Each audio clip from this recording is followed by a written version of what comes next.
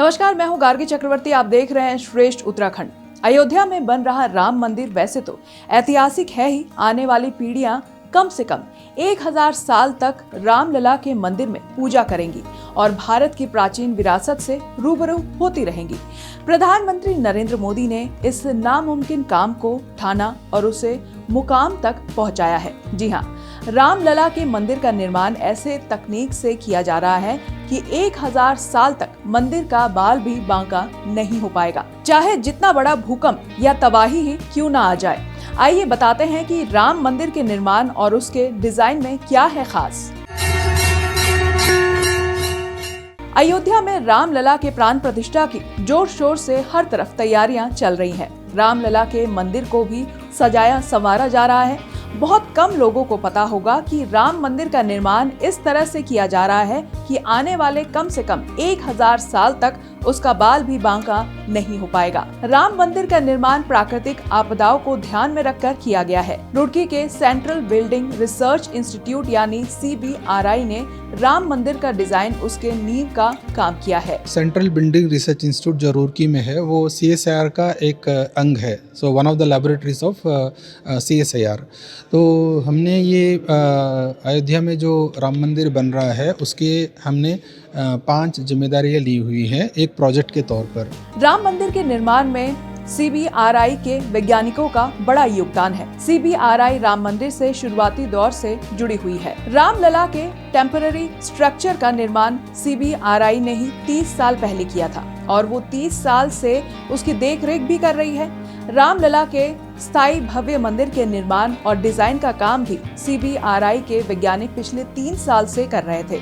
CBRI के मुताबिक राम मंदिर के निर्माण में तकनीक के साथ भारतीय संस्कृति का भी समावेश किया गया है। मंदिर का डिजाइन फाइनल होने से पहले CBRI के वैज्ञानिकों ने कंप्यूटर पर मंदिर के 50 मॉडल तैयार किए। इन डिजाइन्स को तैयार करने में 6 महीने का समय लगा। तो पहला है जो मेन जो टेम्पल है उसका स्ट्रक्चरल डिज़ाइन वो CBRI ने किया है और दूसरा जो सूर्य तिलक का जो डिज़ाइन मैकेनिज़्म है वो भी CBRI कर रही है और जो स्ट्रक्चर का जो फाउंडेशन होता है वो फाउंडेशन डिज़ाइन वेटिंग CBRI ने किया है और जो स्ट्रक्चर का जो हेल्थ मॉनिटरिंग है तो जो मतलब भूकंप आता है या स्ट्रक्चर का थोड़ा जो भी ये मतलब वो मॉनिटरिंग करना वो CBRI कर रही है।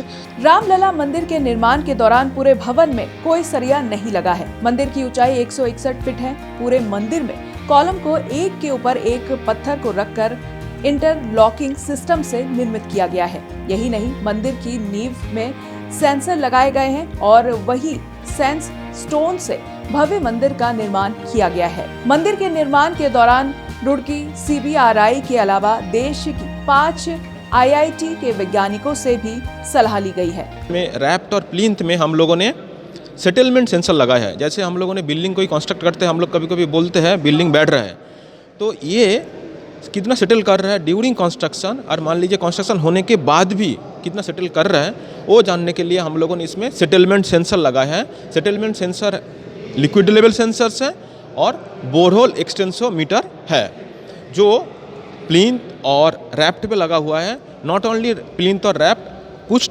सॉइल कुछ up to a 30 metre depth तक भी सेटलमेंट सेंसर लगा हुआ है। उसके बाद एक्सेलेरोमीटर लगा हुआ है। मान लीजिए कोई अर्थक्वेक आया तो अर्थक्वेक में स्ट्रक्चर कैसे बिहेव कर रहा है वो रैप्ट में भी लगा हुआ है और स्ट्रक्चर में भी लग रहा है। राम मंदिर के निर्माण के दौरान भूकंप के कारण होने वाली क्षति का खास ख्याल रखा गया है।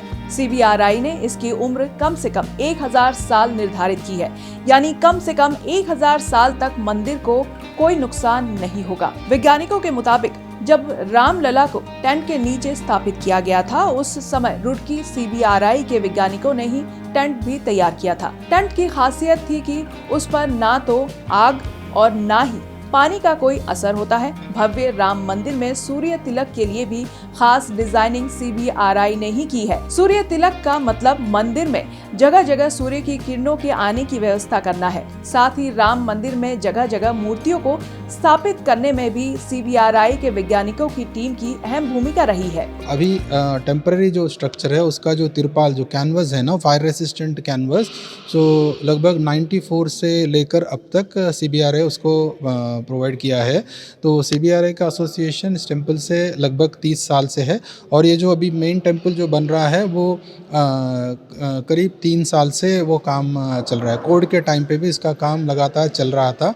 सो 2020 से जो काम चल रहा है, अभी लगभग डिज़ाइन का काम पूरा हो गया, अभी कंस्ट्रक्शन वर्क जारी है। CBRI के मुताबिक मंदिर की डिजाइन का काम पूरा हो गया है। प्राण प्रतिष्ठा के लिए मंदिर की पहली मंजिल पूरी तरह तैयार कर ली गई है। मंदिर की दूसरी मंजिल पूरा होने में अभी भी 1 साल का समय और लगेगा। कुल मिलाकर अयोध्या में राम मंदिर आध्यात्म और तकनीक का दुनिया भर में एक ऐसा अनूठा मिसाल बनेगा जो आने वाली कई पीढ़ियों को कम से कम 1000 साल तक भारत की परंपरा और विरासत के बारे में बताएगा। फिलहाल के लिए इतना ही। बाकी खबरों के लिए देखते रहिए श्रेष्ठ उत्तराखंड। श्रेष्ठ उत्तराखंड पर खबरों से जुड़े रहने के लिए चैनल को सब्सक्राइब करें, बेल आइकन दबाएं और देखते रहें श्रेष्ठ उत्तराखंड।